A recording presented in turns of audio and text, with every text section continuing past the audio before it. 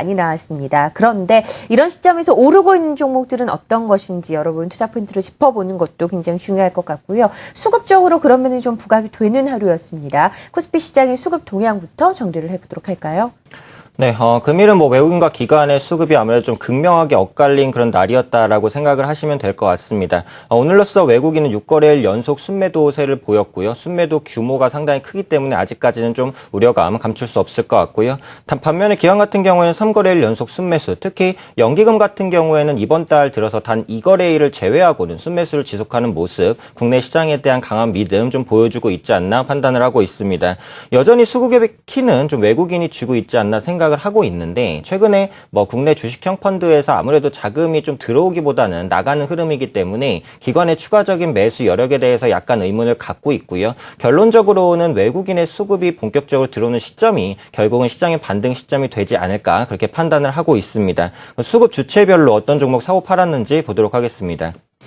외국인 같은 경우 오늘 대우조선해양에 가장 순매수가 몰렸습니다. 아까 말씀드렸던 역시 LNG선에 대한 수주가 강한 모멘텀을 받쳐줬고요. 이마트가 오늘 좀 견조하게 상승하는 모습, 외국인의 수급이 들어왔습니다. 이게 온라인몰의 성장에 보다는 사실상 모바일의 성장이 좀 더 부각되지 않을까 이렇게 생각을 하고 있습니다. 최근에 배송 시스템이라든지 이런 부분 굉장히 좀 활성화되어 있고 마트 영업 규제에 대한 부분 솔직히 이제 거의 다 반영됐다라고 판단을 하고 있기 때문에 추가적인 우려감 가질 필요는 없지 않나 판단하고 있고요.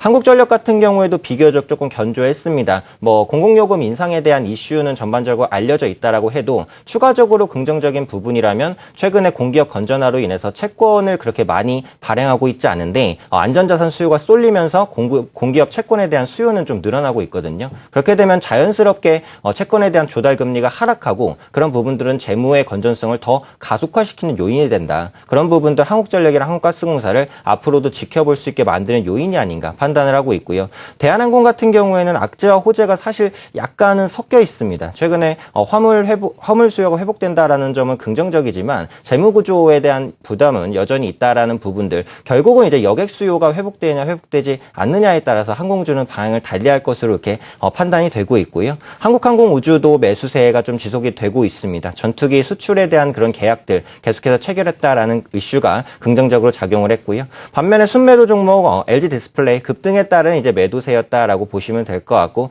NC소프트도 확실히 좀 기관과 외국인이 약간은 다른 모습을 보여주고 있죠. 중국 시장에 이어서 일본 시장 진출에 대한 전망도 약간 엇갈리면서 조금 더 지켜봐야 향후의 흐름을 좀 알 수 있지 않을까 이렇게 판단을 하고 있고요.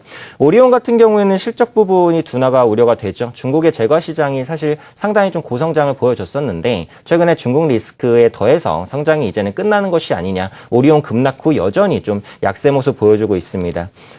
기관 같은 경우에는 오늘 삼성테크나 KTNG에 대해서 조금 긍정적인 모습 좀 보여줬는데 KTNG 같은 경우 내수담배의 점유율이 좀 올라가고 있고 중동에 대한 수출도 좀 회복이 되고 있고요. 특히 또 중요한 부분이죠. 홍삼 판매도 증가하고 있다는 부분 기관이 긍정적으로 체크를 했다. 그리고 역시 현재 좀 가격적인 매력이 부각되고 있는 기아차에 대한 매수세 들어왔고 NC소프트 외국인과 다르게 긍정적인 관점 보여주고 있습니다. LG디스플레이의 급등을 다시 한번 좀 말씀드리고 싶은데 애플의 이제 아이폰 6나 이런 모멘텀으로 인해서 올라가긴 했지만 사실 궁극적으로는 LG디스플레이가 그간 실적에 대한 우려가 너무 과도했고 낙폭도 너무 컸었고 최근에 있어서 이제 종목의 매기가 가격적인 메리트가 부각되는 종목으로 옮겨가고 있기 때문에 오늘의 이런 상승이 나오지 않았나 이렇게 생각을 하고 있고요. 급등에 따른 조정은 있겠지만 향후 좀 긍정적인 모습 앞으로도 기대해 볼 수 있지 않을까 판단하고 있습니다. 순매도 종목은 이제 호텔신라나 KB금융, NH엔터테인먼트 같은 종목들 나왔고요.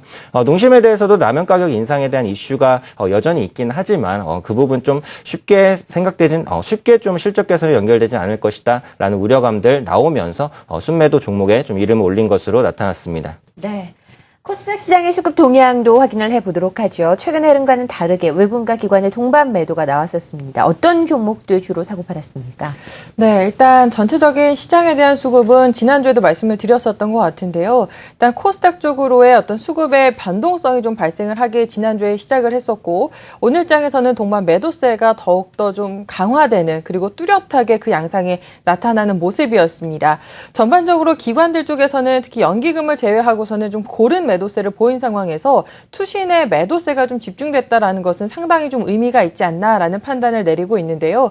특히 코스닥 같은 경우에는 이런 투신권의 어떤 개별 종목에 대한 수익률 플레이가 좀 강한 영향력을 행사를 하기 때문에 투신 쪽에서 특히나 매도가 집중된 종목들에 대해서는 좀 접근이나 혹은 또 비중이 그동안 많으셨던 분들에 있어서는 어떤 비중 조절에 대한 필요성을 다시 한번 좀 말씀을 드려보겠습니다. 금일 그 와중에서도 매수했었던 종목들이 분명히 있는데요. 외국인과 기관들의 매수 종목들 보겠습니다.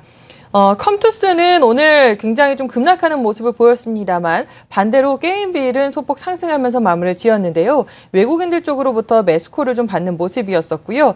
SM과 파라다이스, 셀트리온 그리고 아프리카TV 등으로 매수를 일정 부분 유입시키는 모습이었습니다. 반면 기관 종합적으로 봤을 때에는 GS홈쇼핑과 한글과 컴퓨터, 다음 그리고 인트로메딕과 같은 종목 쪽에 매수가 나타나긴 했습니다만 그 규모는 과거 대비해서 굉장히 좀 미미하다라는 말씀 드릴 수가 있겠고요. 매도 종목 유의하셔야 될 것 같습니다. 외국인들의 게임벨 쪽으로는 매수를 했습니다만 외국인 매도 쪽은 컴투스가 또 1위에 올라와 있습니다. 그리고 이 밖에 LED 관련된 종목들 루멘스와 서울반도체가 그 뒤를 잇고요. 이 밖에 GS홈쇼핑도 매도를 좀 보였고 SM은 외국인들이 매수했지만 YG엔터테인먼트는 매도를 보였다는 점 체크하실 필요가 있어 보입니다. 기관 전체적인 매도 수급 보시면 CJ-ENM과 서울반도체, 메디톡스 그리고 YG엔터테인먼트 등으로 지금 매도가 나타나는 모습이었었고요.